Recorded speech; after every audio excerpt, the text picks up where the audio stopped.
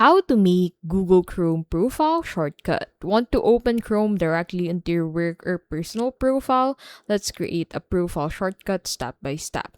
So, first and foremost, go ahead and click on the profile icon, which you'd basically find at the top right. And then from here, go ahead and select Manage Profiles. So you'll find it at the very bottom.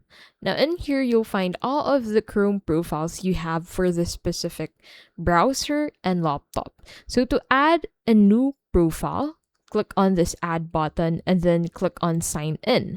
Now in here, you need to enter your Google Chrome email and then enter your password to be able to sign into your account, and then save your information and select a theme for this specific profile. Now once you reopen Google Chrome app, you should find your profile among the profiles that you have on this page. So that is how to make Google Chrome profile shortcut.